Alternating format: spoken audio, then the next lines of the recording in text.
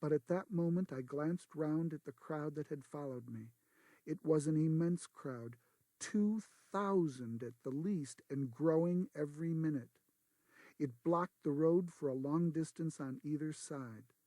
I looked at the sea of yellow faces above the garish clothes, faces all happy and excited over this bit of fun, all certain that the elephant was going to be shot.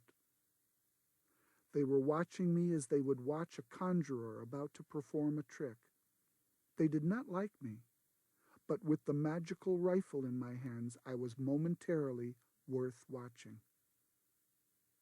And suddenly I realized that I should have to shoot the elephant after all. The people expected it of me, and I had got to do it.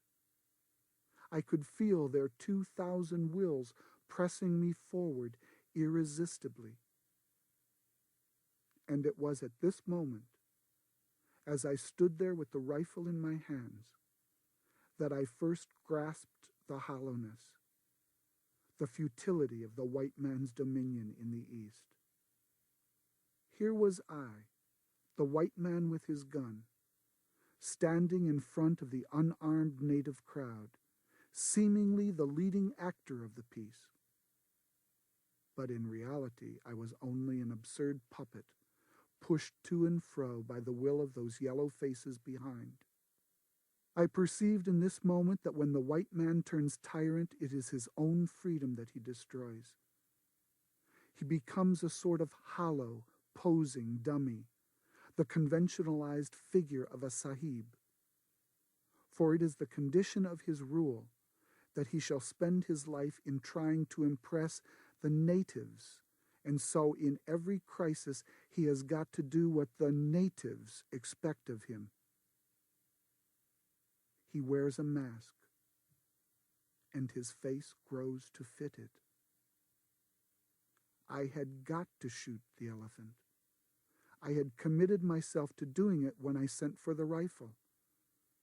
A sahib has got to act like a sahib. He has got to appear resolute, to know his own mind and do definite things.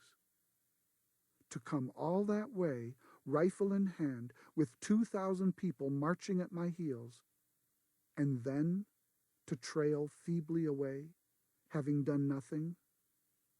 No, that was impossible.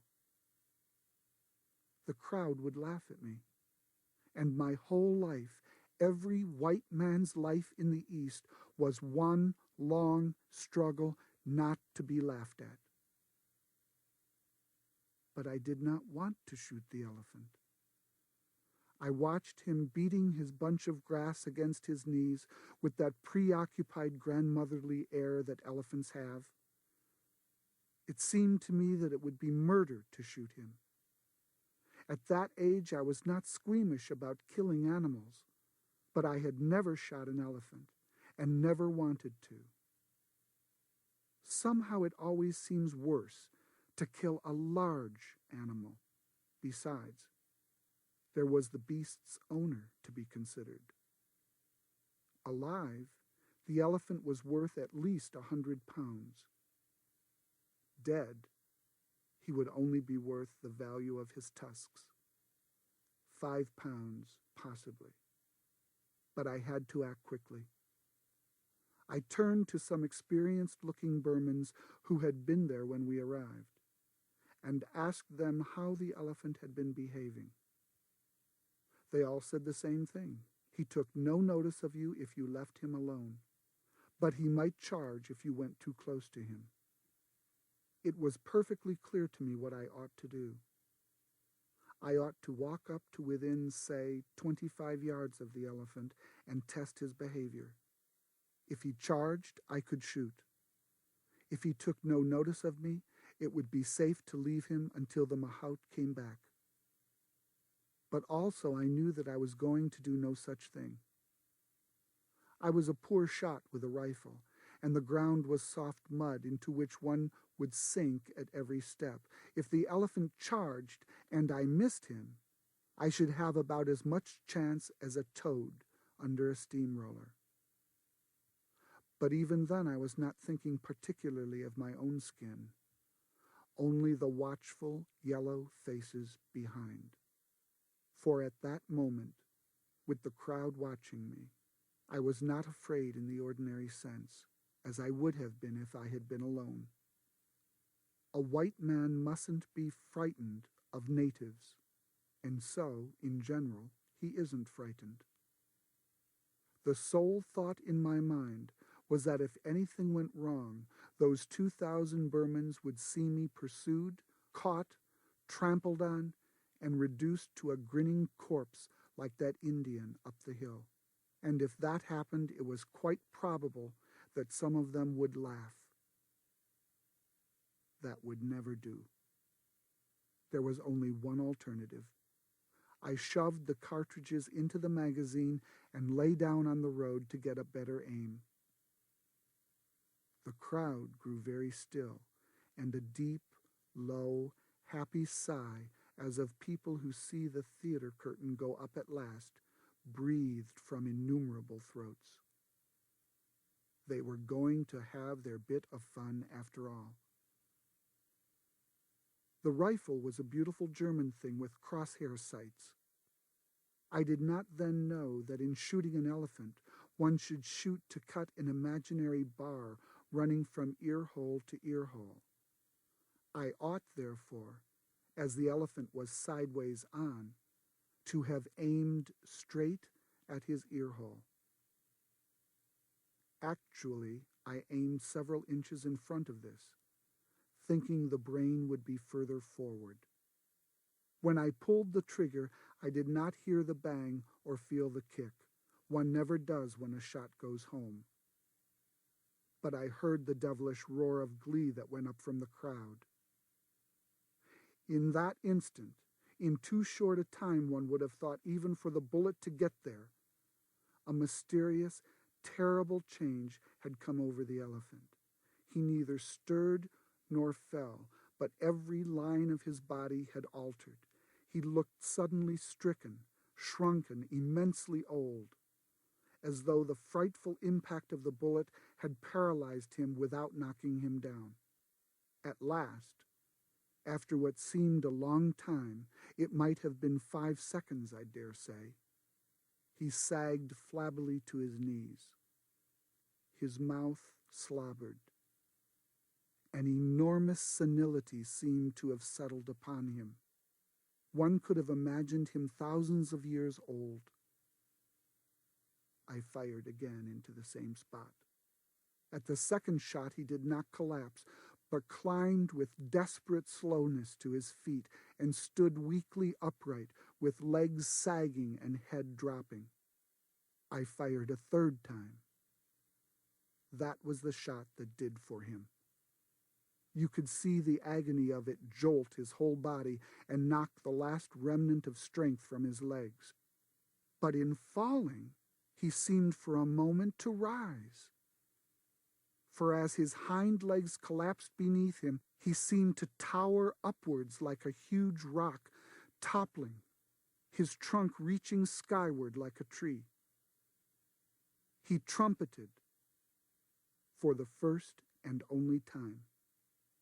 And then down he came, his belly towards me, with a crash that seemed to shake the ground even where I lay. I got up. The Burmans were already racing past me across the mud. It was obvious that the elephant would never rise again, but he was not dead. He was breathing very rhythmically, with long, rattling gasps, his great mound of a side painfully rising and falling. His mouth was wide open. I could see far down into caverns of pale, pink throat. I waited a long time for him to die, but his breathing did not weaken. Finally, I fired my 2 remaining shots into the spot where I thought his heart must be. The thick blood welled out of him like red velvet, but still he did not die. His body did not even jerk when the shots hit him. The tortured breathing continued without a pause.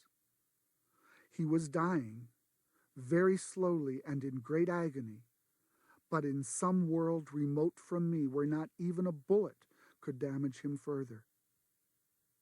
I felt that I had got to put an end to that dreadful noise. It seemed dreadful to see the great beast lying there, powerless to move and yet powerless to die, and not even to be able to finish him. I sent back for my small rifle and poured shot after shot into his heart and down his throat. They seemed to make no impression. The tortured gasps continued as steadily as the ticking of a clock. In the end, I could not stand it any longer and went away. I heard later that it took him half an hour to die. Burmans were arriving with das and baskets even before I left, and I was told they had stripped his body almost to the bones by the afternoon. Afterwards, of course, there were endless discussions about the shooting of the elephant. The owner was furious, but he was only an Indian and could do nothing. Besides, legally I had done the right thing, for a mad elephant has to be killed like a mad dog, if its owner fails to control it. Among the Europeans, opinion was divided. The older men said I was right. The younger men said it was a shame to shoot an elephant for killing a coolie, because an elephant was worth more than any Korangi coolie. And afterwards, I was very glad that the coolie had been killed. It put me legally in the right, and it gave me a sufficient pretext for shooting the elephant. I often wondered whether any of the others grasped that I had done it solely to avoid looking a fool.